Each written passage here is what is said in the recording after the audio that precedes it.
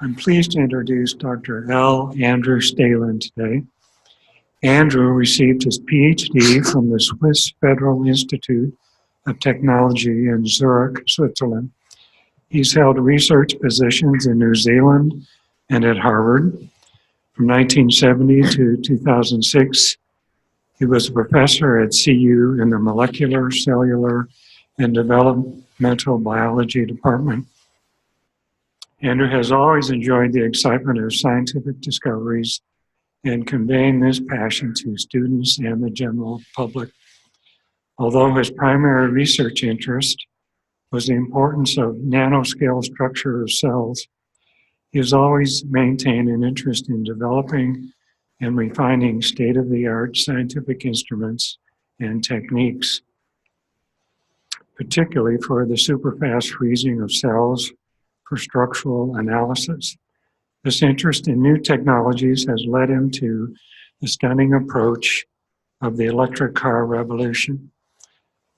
Please welcome Dr. L. Andrew Staehelin.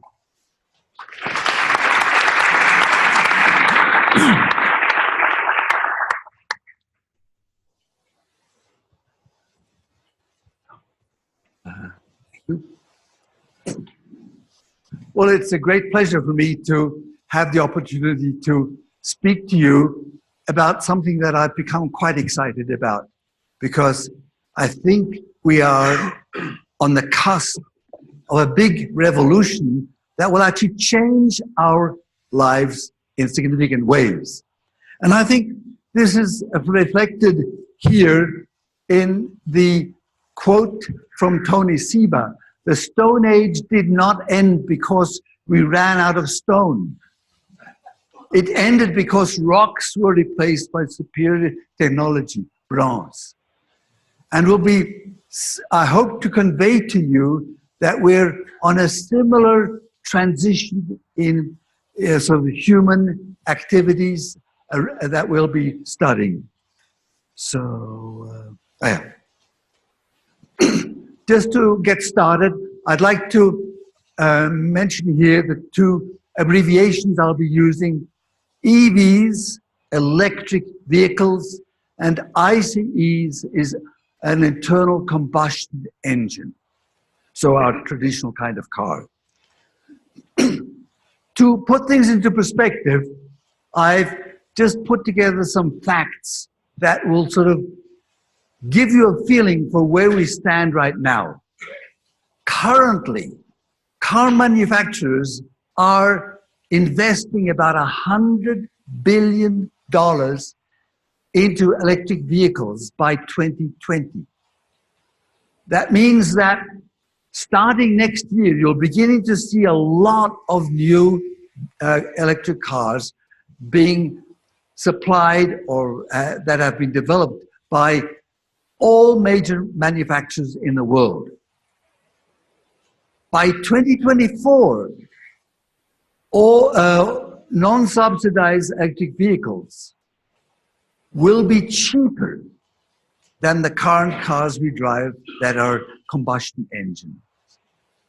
And as a sign of the times, Norway has already decided that it will ban the sale of combustion engine cars by 2026.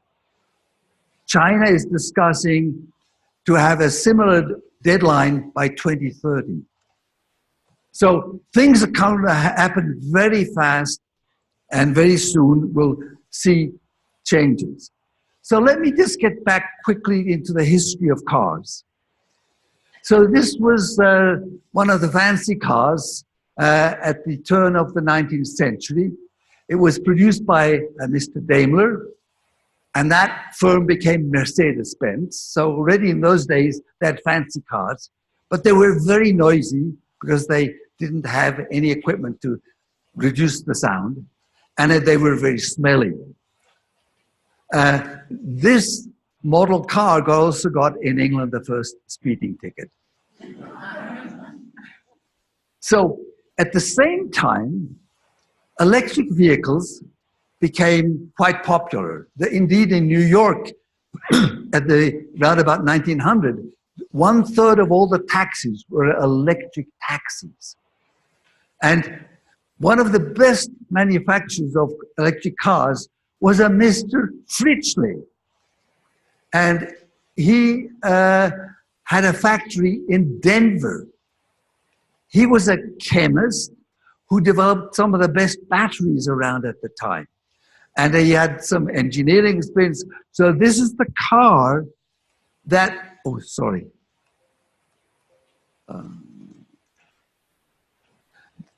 This is the car that he produced. It sold for $2,000, and he guaranteed 100-mile on one charge.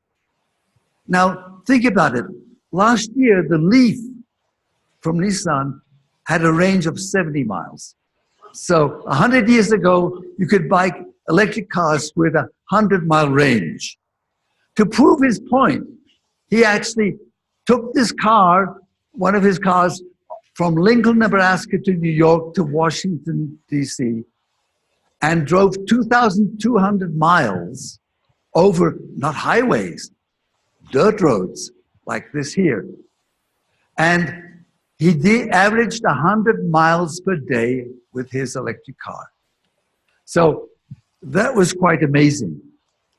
However, electric cars were then superseded by the combustion engine cars when Ford developed the Model T in 1914.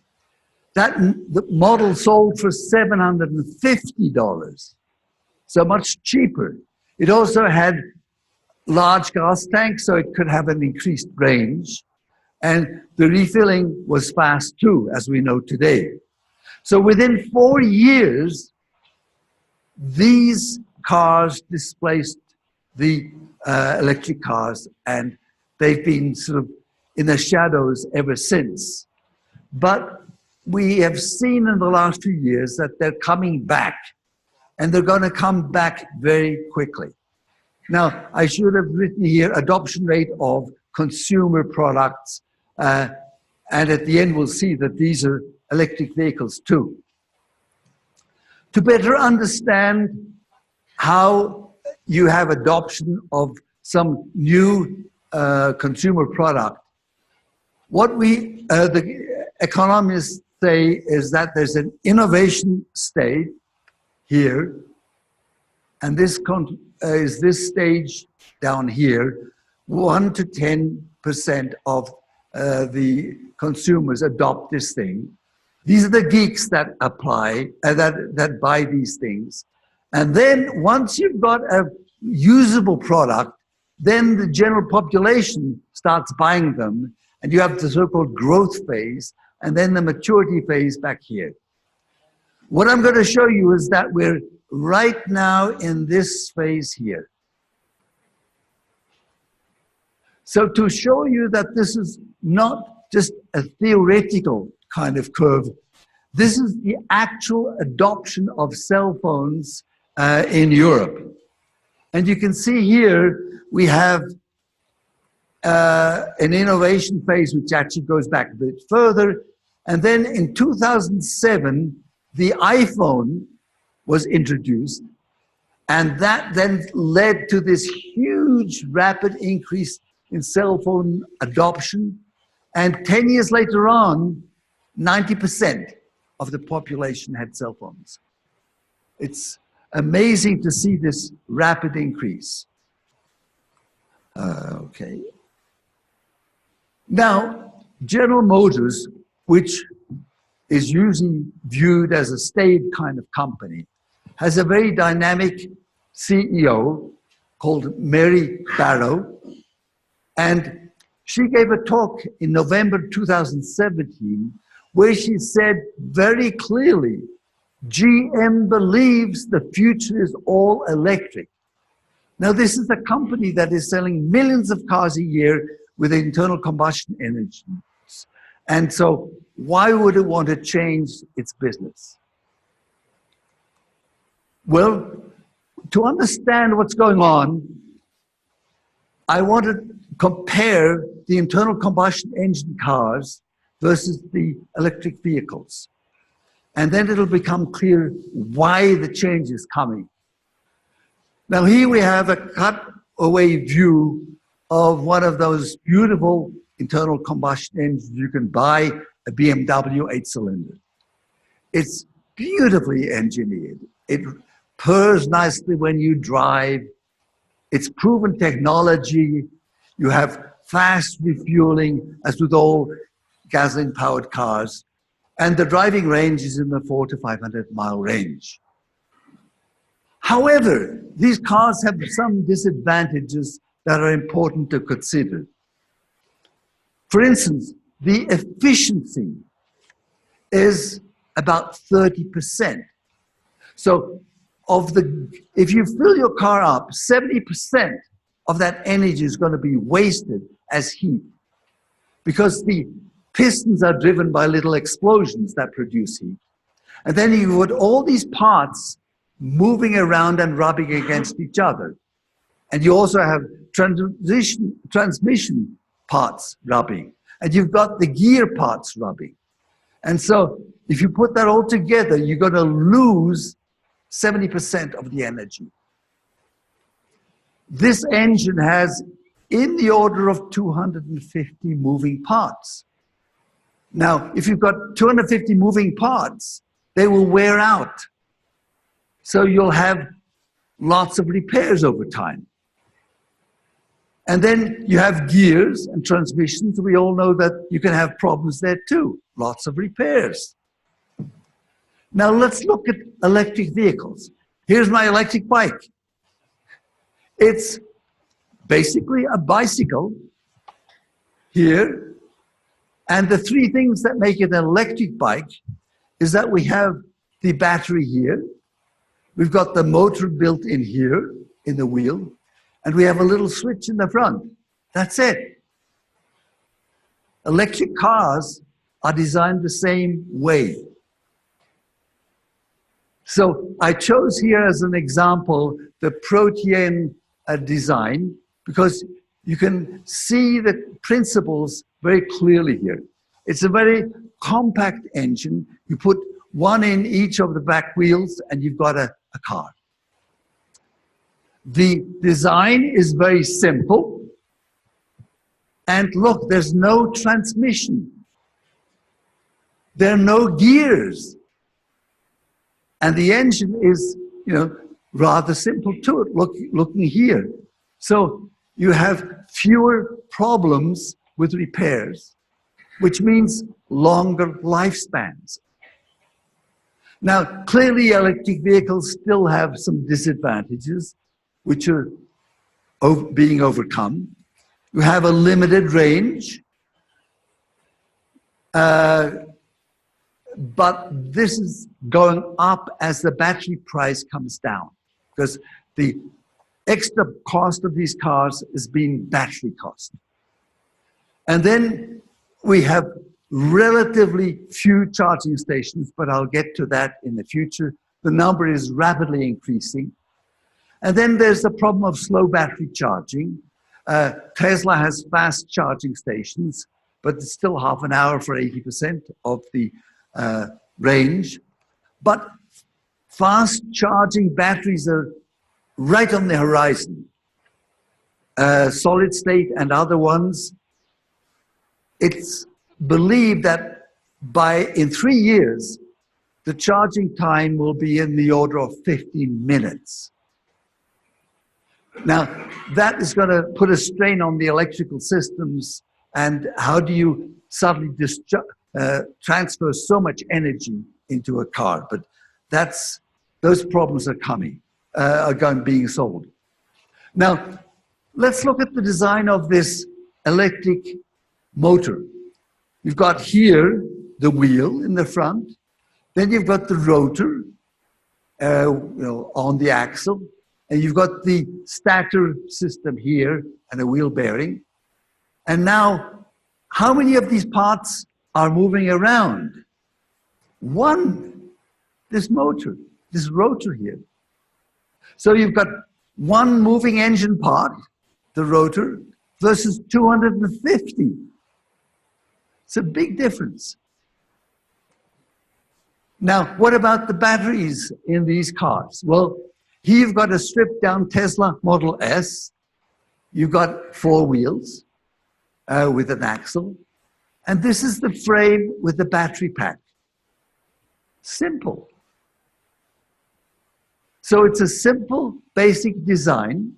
In the case of the Tesla Model S, they don't put the,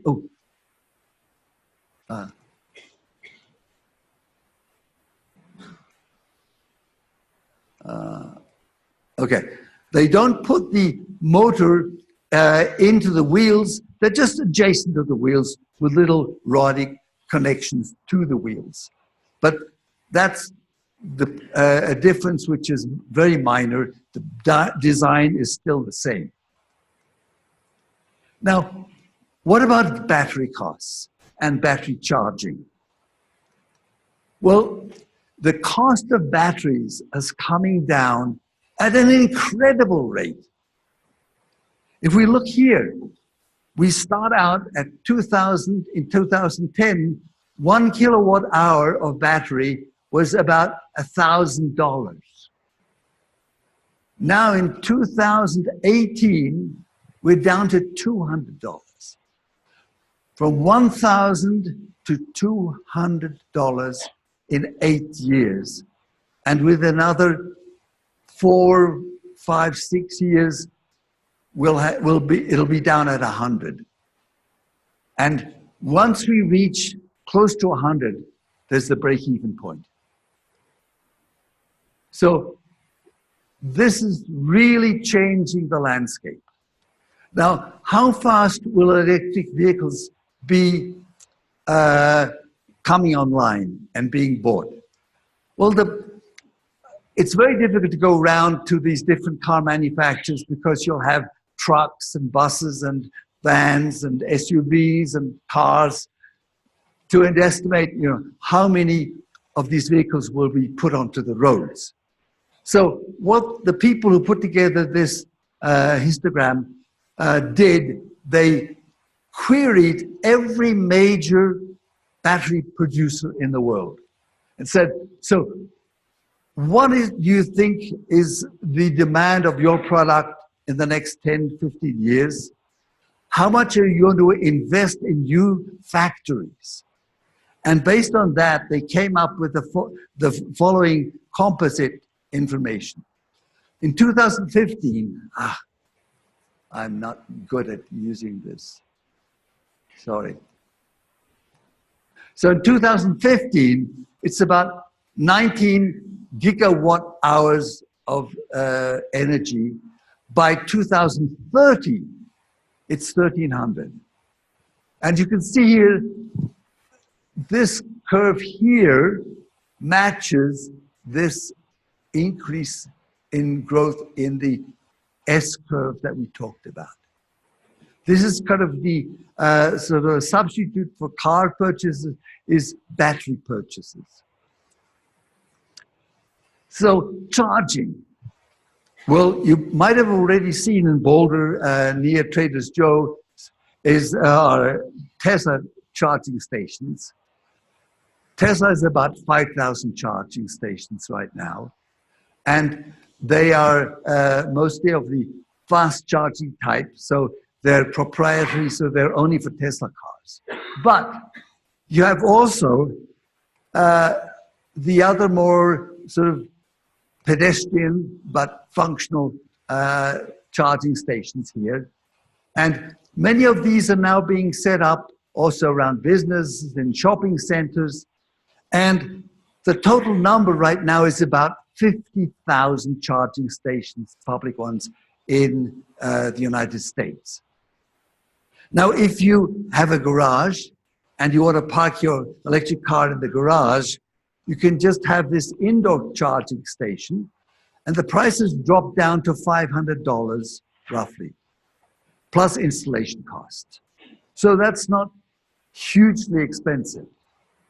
Now, buses are being converted in many places to electric buses, and you have then two kinds of charging. You can have these towers here with these little articulating connectors, which can then deliver the electricity at a bus stop to the bus.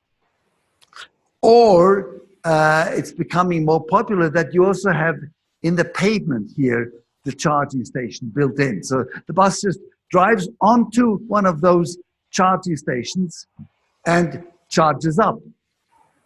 The efficiency is now up to 90%. Now, how fast can you charge a bus? Well, the Proterra buses, they give you this information. It's about 10-minute recharging for 35 miles. So at a bus terminal, 10 minutes, you wait and you've got 35 more miles you can drive. And if you then can also charge up the whole bus in 4.5 hours to 350-mile range. So that's very substantial. And this is many transport organizations are now ordering and putting in service these kind of buses. How does wireless charging work? Well, what you have are in the pavement, you've got these electromagnetic coils, and you pass electricity through these coils, and they then will transmit the energy to coils in the bus, and the electricity goes to the battery. That's it. Now, it's also available for little cars, the regular cars. So you can have this outdoors, or you can have this in your garage. So you just drive up, stop in the right place, push a button, and it charges. And then you just drive away when you want to. So total cost of electric vehicles, how does it stack up? Well, the reasons why electric cars will then replace the other cars, the current cars, is that starting in 2024, the price will be lower. And so you don't need subsidies anymore. Now the fuel costs will be about 10 times lower than with gasoline cars, because remember, we had threefold better efficiency, and then there's a rough equivalency of $1 worth of electricity is worth about $3 worth of gasoline. So 3 times 3, 9, roughly 10. Then lower maintenance costs. We have many fewer moving parts, so fewer things can go wrong. And then a longer lifespan. $500,000 will be the norm. Currently, there is a Tesla being driven by a limousine service doing 17,000 miles per month. They've got 300,000 miles on the odometer. And at the same time that the Tesla was bought, this firm bought a Mercedes S-Class and also the top-of-the-line Cadillac. And they've now compared their costs overall. And the Tesla was 10 days in the shop over 300,000 miles. The others were 100 days in the shop. So that tells you something about efficiency. Now, clearly, with this kind of revolution, with all revolutions, there are unintended consequences. Things where some people will get hurt. And we'll have to change the way that we do business. And here are some of the things that we know will happen. Reduced gas sales, which means reduced income for the gas stations. Less convenience store sales. They'll have to close. Road maintenance, where will the money come from? Yes, 5 more minutes. Okay. Then we have fewer repairs. So the repair garages will have less business and they'll close. Then we have longer vehicle lifespans. Well, that means that fewer cars will be sold. So dealerships will have less business. They'll have to close. the car manufacturers will have to learn to produce fewer cars and still make a profit.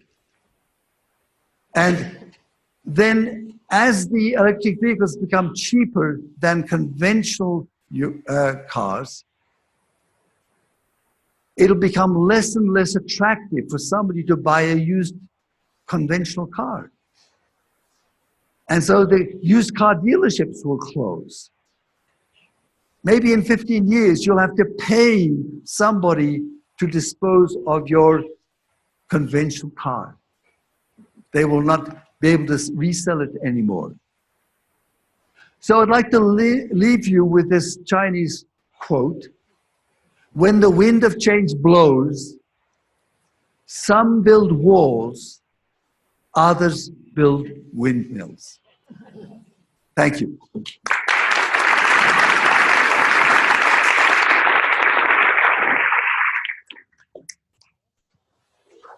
So, do I just, yes, back there? You raised a question that I hadn't thought about, but you didn't give us the answer, or a waiting to, which is, as we transition away from fossil fuel transportation, this will be a big suck on the energy system to recharge batteries every day. Absolutely. And so that to me seems like a more important unintended consequence than whether or not a couple of gas stations might close. That's I'm worried about that too. I think we know that there's surplus capacity for that at night.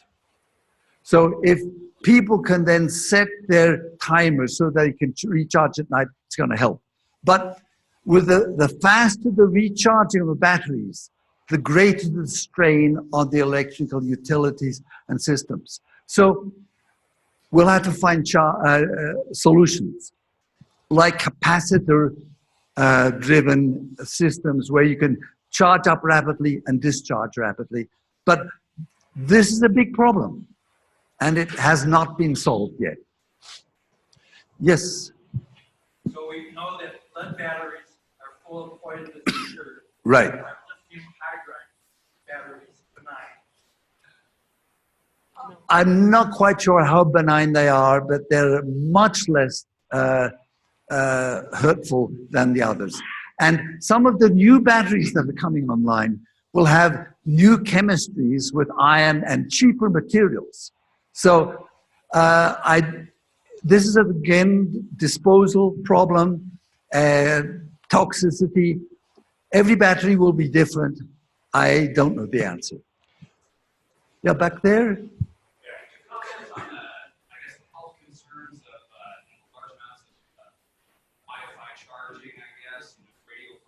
Right. I'm not a health expert along those lines, but I think it'll be a problem. Maybe they will only be activated when the vehicle gets on top. I'm sure that they do their test to see if in the environment there are these dangerous things. But if you've got a pacemaker like I have, you might have to think about, is this dangerous or not?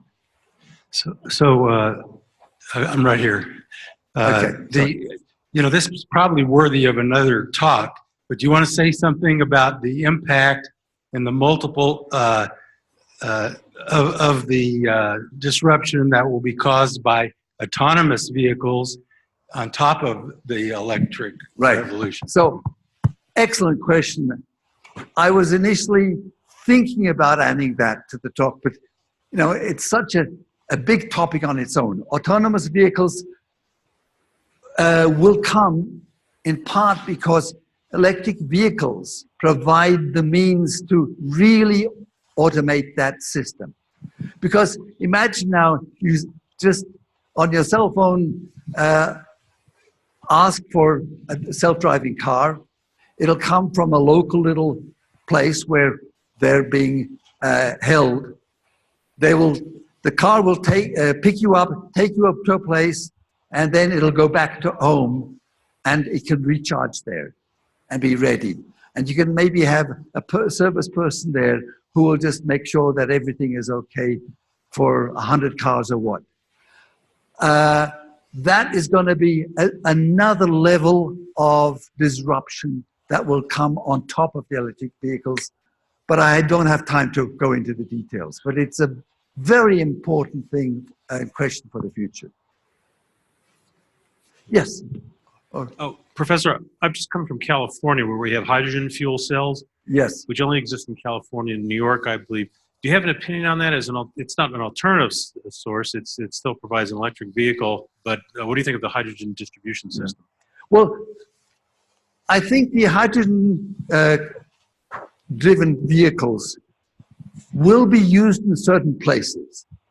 And they have great possibilities, but I don't think it's for the masses. It'll be for special applications. And I know the military is very interested in having that kind of charging system and whatever they use. But this is something that is coming in parallel, but it's going to be relatively small, that market, compared to the electric vehicles. I wanted to thank you. Yeah. Okay. Professor, I want to thank you very much for opening our eyes to this very important change that is coming. Okay. And in your honor, the club would like to donate 100 doses of polio vaccine to the Polio Plus program. Thank you very much. I appreciate it.